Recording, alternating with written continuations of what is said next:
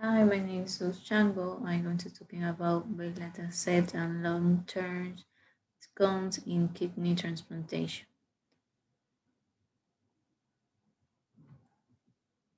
Okay, definition.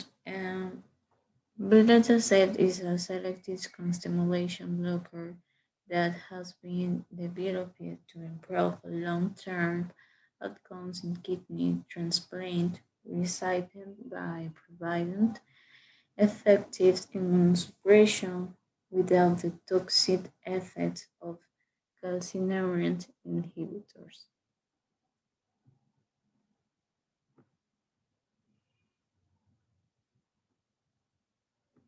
Suppressive therapies in patients with kidney transplants has reduced the incidence of allograft rejection. The current standard of care immunosuppressive therapy includes calcineurin inhibitors, such as cyclosporin, plus anti-proliferative drugs, with or without maintenance glucocorticoids. However, calcineurin inhibitor-based regimens may not adequately preserve allograft function. In this 7-year extension of a previously published 3-year randomized trial, investigators compared the ability of belatacept and cyclosporin to preserve allograft survival and function.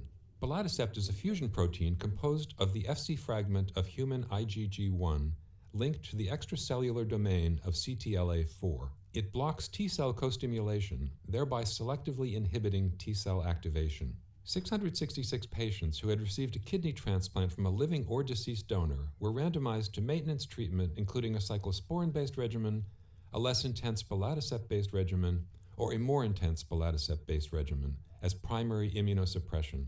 All patients received basiliximab induction and mycophenolate mofetil and glucocorticoid adjunctive maintenance therapy. At the end of 7 years of follow-up, the belatacept regimens were more effective than the cyclosporin regimen. The estimated rates of death or allograft loss were about 22% in the cyclosporin group and about 13% in each of the belatacept groups. The estimated glomerular filtration rate was also higher with belatacept than with cyclosporin, suggesting that belatacept may be less nephrotoxic. The cumulative frequency of serious adverse events was similar across all 3 groups. Thus, treatment with belatacept as compared with cyclosporin reduced the risk of graft loss or death after kidney transplantation. Full study results are available at nejm.org.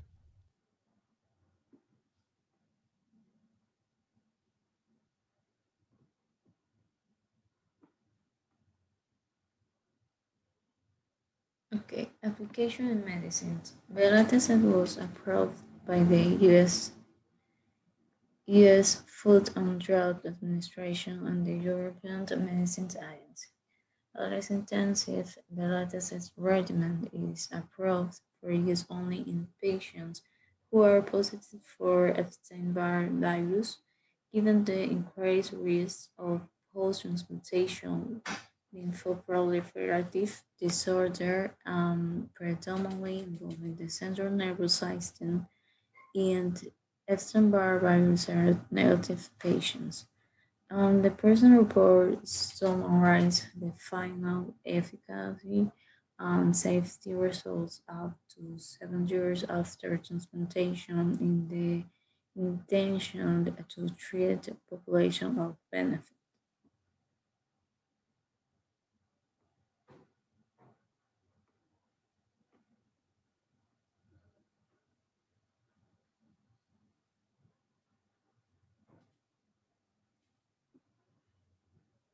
Transplantation today provides our patients a remarkable benefit. They prolongs their lives, restores them to vitality and health. Um, in the 1980s, the results of transplants were poor, and kidneys were lost for life. And then we got the cyclosporin class of drugs, and they really revolutionized transplantation. Short-term outcomes got much better. We expected most of our patients to survive with a functioning graft for 90% of them at a year. The problem is that cyclosporin, while it's great for short-term outcomes, causes lots of side effects that really limit the long-term outcomes that our patients would like. Cyclosporin is very toxic to the kidney, and over time that can cause scarring and loss of function. And on average, our transplants only survive for about 8 to 10 years, which is clearly far short of what you'd like for our patients.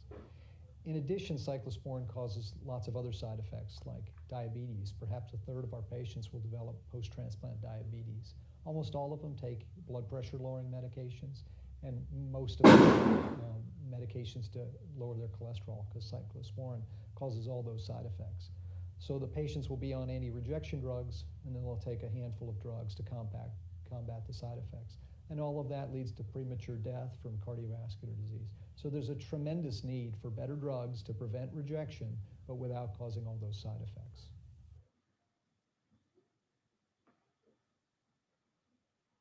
The problem of rejection is that the immune system recognizes the transplant as foreign, and lymphocytes, T cells, attack and cause immune damage of the transplant. So we need drugs to dampen the immune system. Cyclosporin does that, and Belatacept does that as well. The problem with cyclosporin is it doesn't just affect the immune response. It also hits a target that's throughout the body. So all of those other targets throughout the body in the cardiovascular system cause those side effects of cyclosporin. Belatacept is different. It blocks the immune system, but it does so in a selective way, because the target of belatacept is really only expressed in the immune system. So you can suppress the undesired immune response of rejection, but you won't see those off-target or the cardiovascular side effects.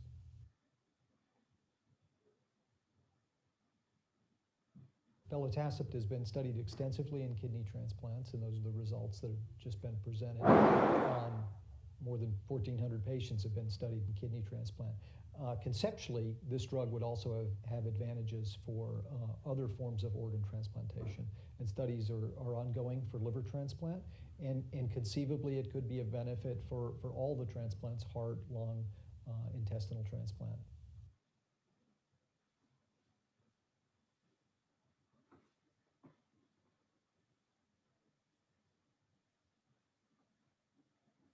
Okay, pros and cons. Pros: a 43% reduction in the risk of death or graft loss was observed for both the more intensive and the less intensive Belatacept regimens.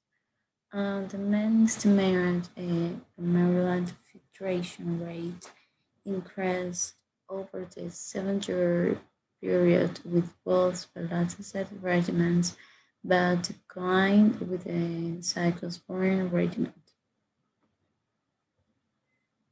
And cons: the most notable consequence that we can observe in the dataset is that although it has a better long-term effect and prevents the appearance of adverse effects in less quantity and better than other medications, it is not 100% certain that these adverse effects will not appear with time.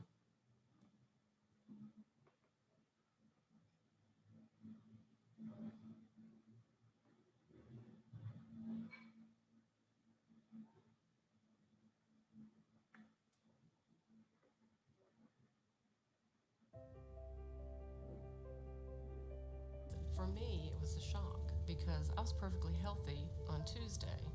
On Wednesday, I was short of breath. Went to the doctor thinking I had bronchitis, pneumonia, something. And it turned out to be I wasn't. My lungs were shutting down. They could get my lungs back, thank goodness, but they could never get my kidneys to come back. Going through dialysis keeps you alive, and I'll always say that. But it is not a comfortable way to live. You're very, very restricted on what you can drink, eat. And my doctor was really, really supportive of knowing my personality that I would do much better if I could get the transplant. All of a sudden, your life is back.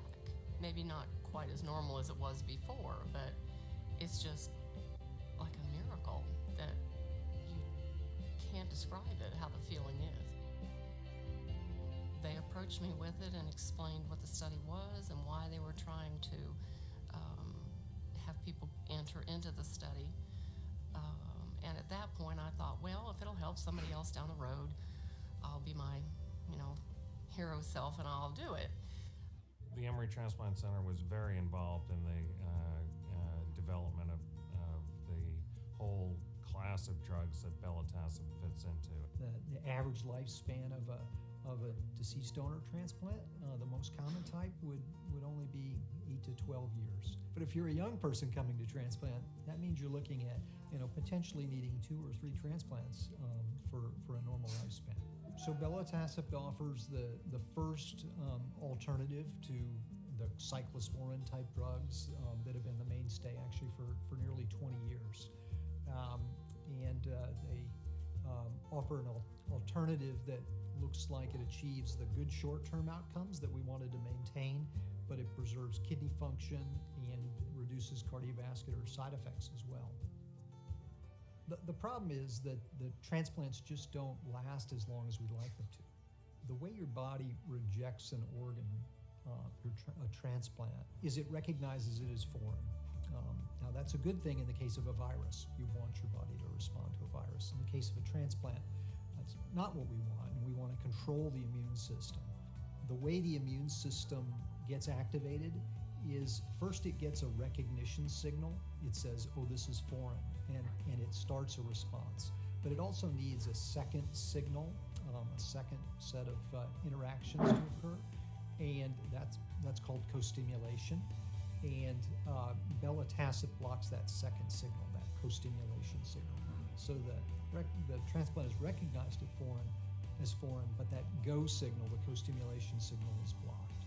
The Bella infusions are great. You get an IV.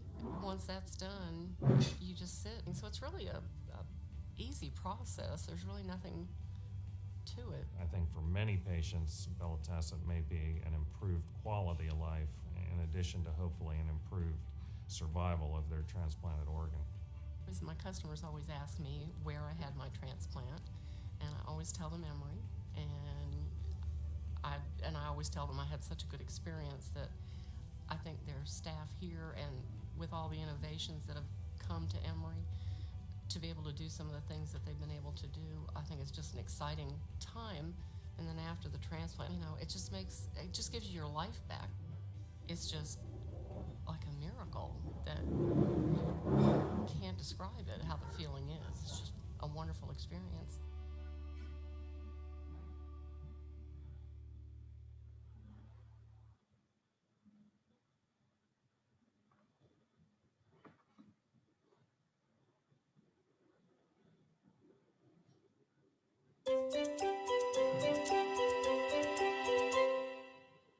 Hi, this is Tom.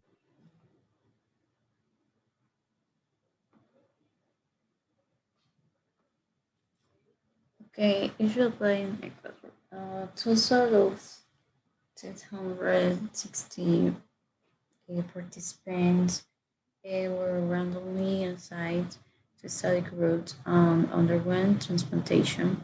Of the 660 who were treated, 153 of the 219 patients treated with a more intensive Belatacept regimen.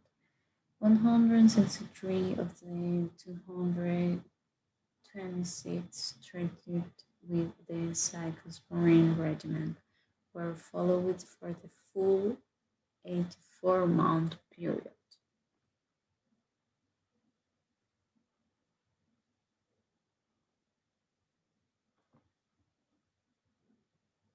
Also, make sure to check out and subscribe to our YouTube original channel. As I was walking up, I started to remember an old ad. I don't know if you remember. Truly activate the T cell is a co-stimulatory signal, and that's when CD28 binds first to CD86, then to CD80. The T cell becomes activated, proliferates, produces cytokines, and of course, what follows will be an episode of clinical rejection. If you don't get co-stimulatory signals and the T cell sees only antigen, it becomes energetic and develops and undergoes apoptosis. And in small animals, in fact, if you block co-stimulation, you can induce tolerance. And that was the powerful bench studies that drove the clinical development of co-stimulatory blockade. And so there were many efforts to block co-stimulation, but it's nature itself that gave us a clue possibly how best to block it. And that's because the T cells, when it becomes activated, it upregulates a second receptor similar to CD28, except this receptor has better affinity to the two ligands, CD8086, so it displaces CD28. And unlike CD28, the CTLA4 receptor transduces negative signal to the T cell, stop the T cell activation, and the T cell then undergoes apoptosis. So it became apparent that the CTLA4 molecule could be used for therapeutic purposes.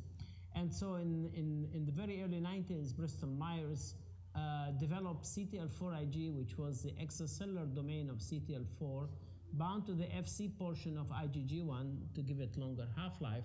And in vitro, as well in experimental animals, CTLA4-Ig was a powerful immunosuppressant.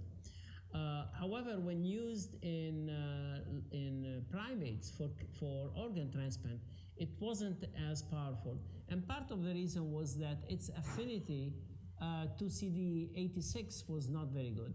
And so it got improved with a second generation molecule, which became Belatacept.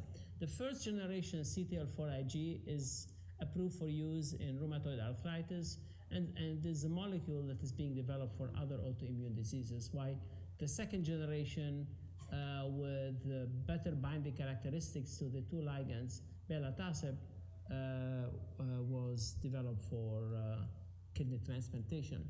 And in the past, I have presented data from the two trials that were the two phase 3 trials that actually finally won the approval for the drug. One trial called Benefit, and this enrolled in this study patients who received kidneys from standard criteria donors or living donors were enrolled, while the second trial, Benefit X, enrolled only recipients who received what we used to call marginal kidneys, and now we prefer to refer to them as extended criteria donors. It sounds better. So the protocol for both studies was basically the same. There were 3 arms. The comparator arm received cyclosporin. The 2 Belatacept arm were CNI-free, no cyclosporin. There was a more intensive regimen and a less intense regimen. Basically, the difference between the 2 regimens occurred between months 1 and 6. The more intense received more frequent administration of the higher dose medication at more frequent intervals. Beyond 6 months, the more intense and the lower intensity regimen received basically the same dosage, 5 milligram per kilo, every 4 weeks intravenously. And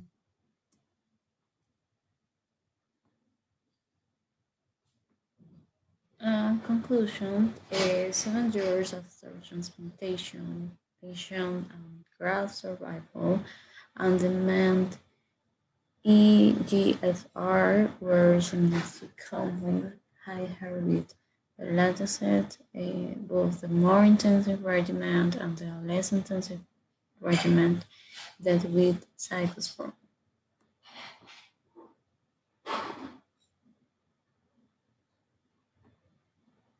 of the higher dose medication at significant. I have to point out that most of our interest is the Belatacept lower intensity regimen because that's a regimen that was approved for use by the FDA. Now, at rejection rates at 3 years, as you've heard mentioned before, that rejections with Belatacept were higher than with cyclosporin. So at 3 years, you can see that Belatacept lower intensity regimen, the approved regimen, 17% compared to 10% for cyclosporin. The more intense regimen actually gave a higher rejection rate of 24%. There may be other reasons why more immunosuppression with Belatacept may not be that good. And so this is one of the many reasons why the lower intensity regimen was approved by the FDA for use. Now, the most important issue with the 3-year data is what happened to the GFR. So the GFR of patients on belatacept right away after transplant was significantly higher than patients treated with cyclosporin. As you can see, the delta GFR was about 15 ml. At 2 years, it was 17 ml, and by 3 years, it went up to 21 ml.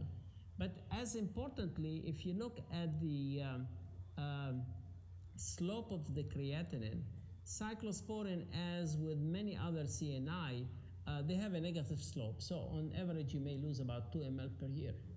With the belatacept treated patient, you can see that the slope has become positive. So at 3 years, the bela treated patients not only have a higher GFR, but their slope is going positive. So the function of these kidneys, one can predict, will last longer. Now, this is a percentage of patients that have a poor outcome, meaning GFR less than 30, graft loss or death.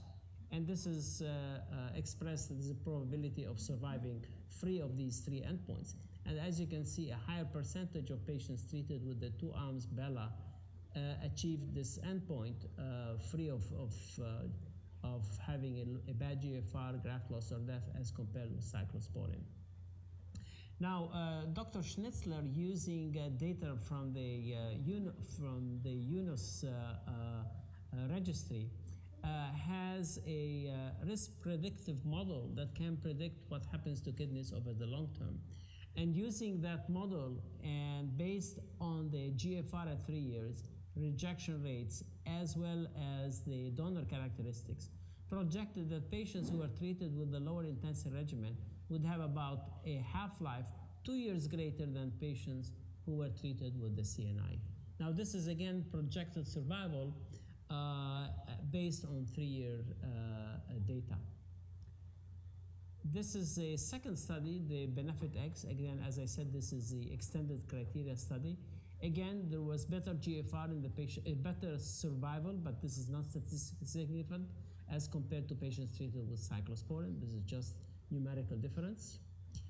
Rejection rates were again slightly higher.